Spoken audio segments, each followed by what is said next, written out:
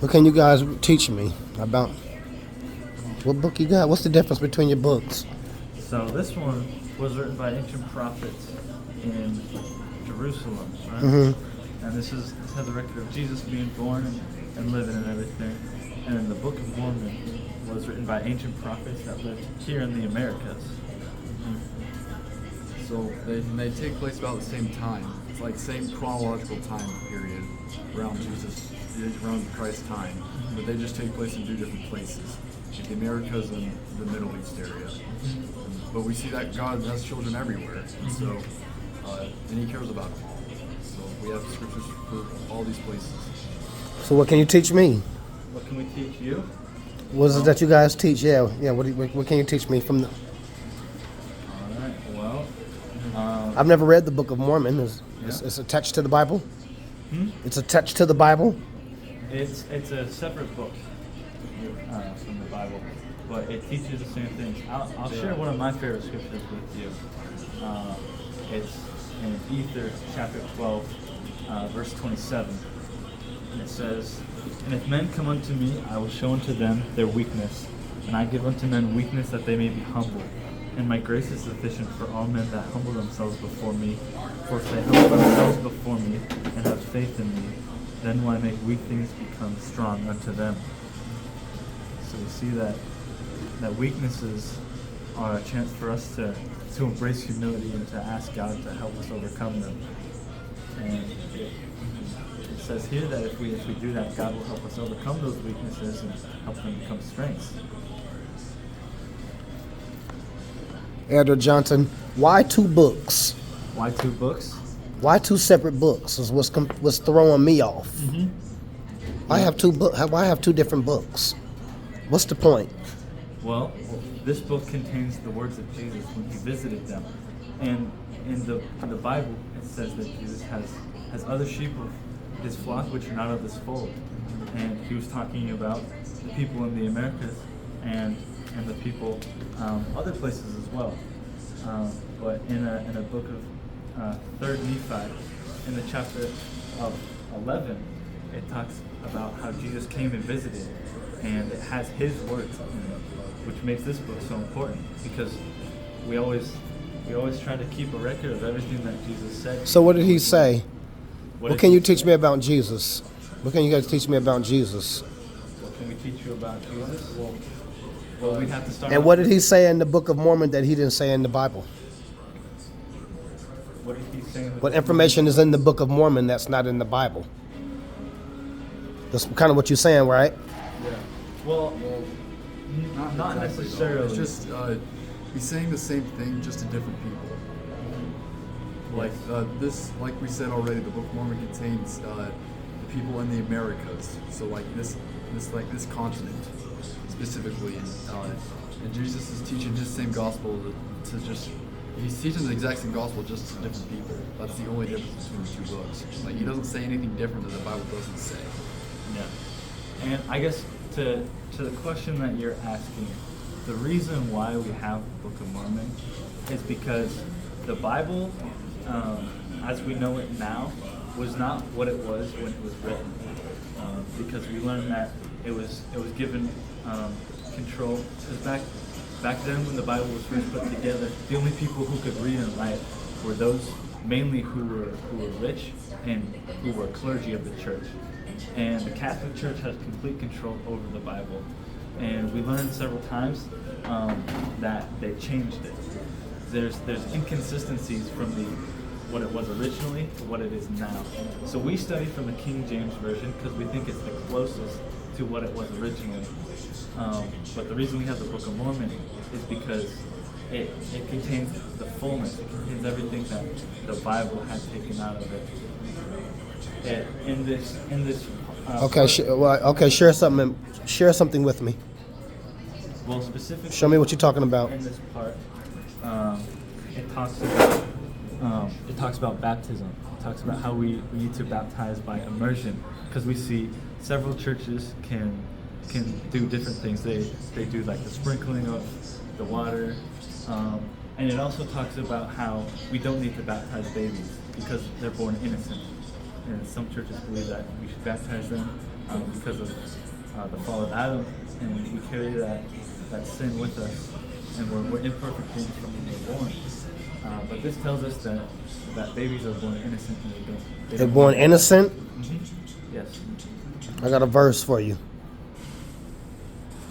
Jeremiah 20, verse 14. Okay. Jeremiah 20, verse 14.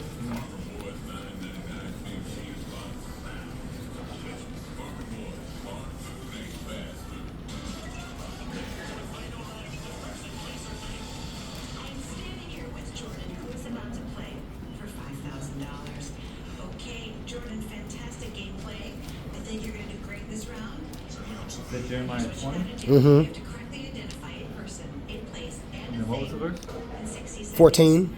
14. What does it say? Yes or no questions as you want. Said, Guess cursed as be many the day times as you wherein need. I was born. As always, Let not there the are day 3 when my goals mother for you, bare so me use be them blessed. wisely, okay? You can start with the category that you want. So he was cursed, right? So if you cursed, Gotta get all 3 to get the money. Okay, Jordan, your person is an actor. that's the opposite of what you know what I mean? This is a Yeah. Yeah, well, I'm not sure. Of the baptizing somebody. Let me see. Where do you want to start? I'm not sure I understand the context of the scripture. Laser thing. Could you help me with that? Put 60 seconds on the clock, please. Read it one more time. Read it one more time. Read it one more time. What does it say? Cursed be the day wherein I was born. Let not the day wherein my mother bare me be blessed. Okay, so what day would that be in your life? Category your person Birth. is an actor. Okay. Give me another title for that day. What's another title for that day? Here in America. What do they call that day here in America? Birthday. All right. That's what you just read. Uh-huh. Independence Day. Oh, he just said it right now. You just said what you read. Your birthday. Cursed be the day I was born. But in this country, it's flipped. They flipped that. They flipped the book.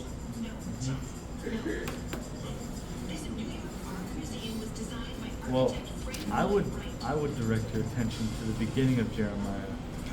Okay. So, in Jeremiah chapter 1, verse 4 and 5, it says, "And the word of the Lord came unto me, saying, Before I formed thee in the belly, I knew thee. And before thou camest forth out of the womb, I sanctified thee, and ordained thee a prophet unto all nations." So we see that before he was born, he was sanctified.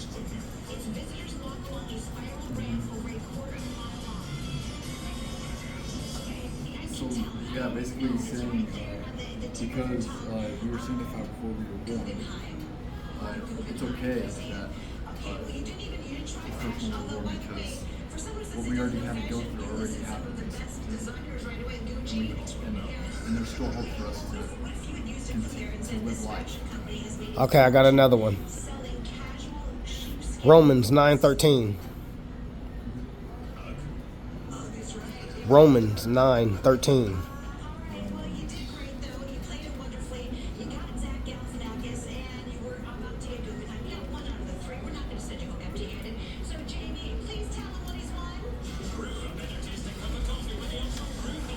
Romans 9:13. As it is written, Jacob I have loved, but Esau I have hated. So why would it say that? If everyone's loved, and why does he hate someone? And who's Esau that he hates?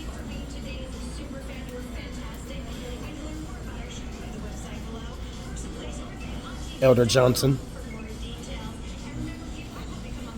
and Elder Evans. Who's Esau that he says he hates in Romans 9:13?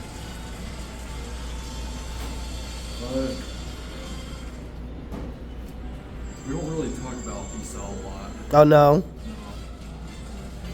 What do you mean? Inside, Like we don't really within your assemblies at church? No, we don't really know much about him.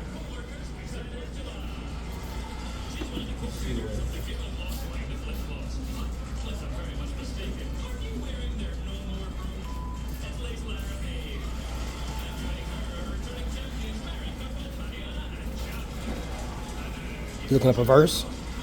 Yeah, I found it. Which one is it? Which one did I give you? So you gave me Romans 9:13. 9:13. So I guess so. Okay. No. I'm Esau. So Jacob, how I love Esau, how I hate it.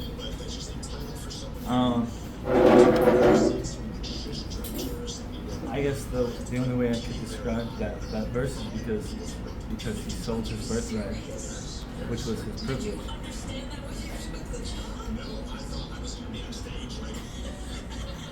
Okay. That's what happened in Genesis. But he said he didn't know Esau, but that's Esau's story. Esau sold his birthright. You're right.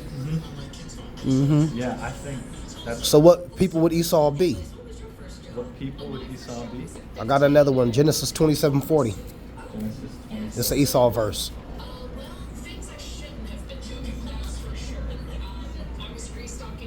You seem to know a lot of verses. Where did you study? YouTube. YouTube. Nice.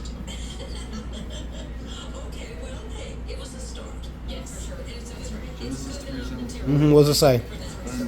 By thy sword shalt thou live, and shalt serve thy brother. And it shall come to pass that when thou shalt have the dominion, that thou shalt break his yoke from off thy neck. So who lives by the sword? What's the sword? Is that what the verse said? Yeah, I mean, You shall live by the sword. What's a sword?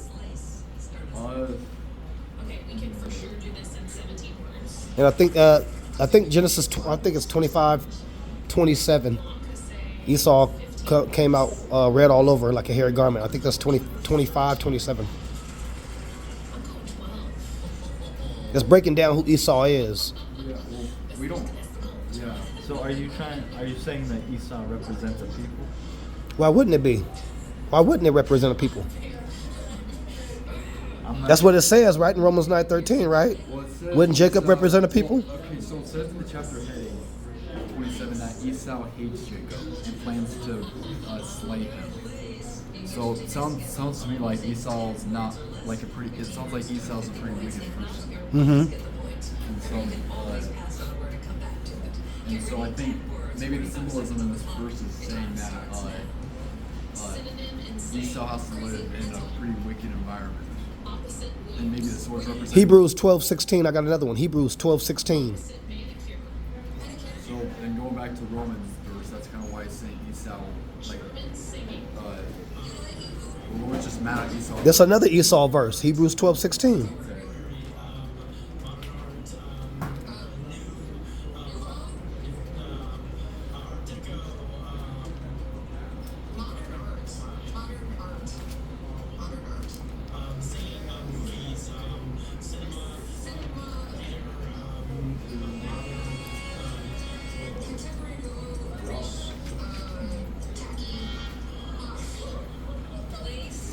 What does it say? Lest it being a fornicator or profane person as Esau, who for one morsel of meat sold his birthright.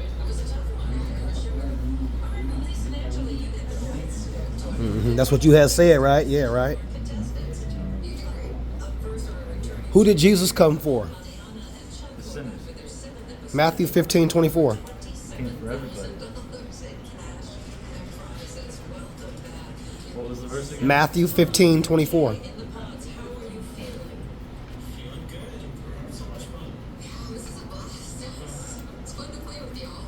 I am not sent, but unto the lost sheep of the house of Israel. Say it again.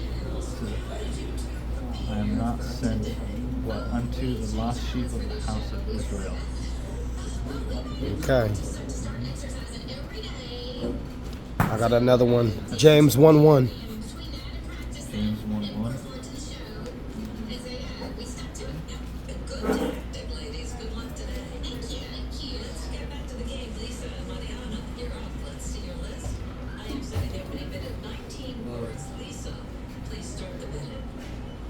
James, the servant of God and of the Lord Jesus Christ, to 12 tribes which are scattered abroad. Greeting. How many tribes? 12 tribes. Okay. That's who the Bible's about. It's about the Bible's about 12 tribes. He's only speaking of 12 tribes. Uh-huh. I got another one. Jeremiah We know a lot 51:49. about 12 tribes. Do you really? What was it, Jeremiah? Jeremiah 51:49. Jeremiah 51:49. Can I ask where you're going with this? Just knowledge base. Yeah. Just knowledge base. I'm just curious where like these what you're trying to teach us with these scriptures. The truth. As Babylon hath caused the slain of Israel to fall, so in Babylon shall fall the slain of all the earth. Who's Babylon? Babylon's a city. The wicked. It's commonly conferred, used as a wicked people, a wicked state. Yeah, it's wicked city. I got another one. I forget the shucks. I forget the it's Deuteronomy 28:69 or something like that. Google. Can you Google on your phone? As swift as the eagle flieth. I forget the verse. It's 28. Shucks, I forget it. Or 67. But Google is swift as the eagle flieth, and then hit KJV, and the verse should pop up. Deuteronomy 28. The Lord shall bring a nation against thee from far and from the end of the earth, as swift as the eagle flieth, a nation whose tongue thou shalt not understand. Whose symbol is the eagle? What country is the eagle?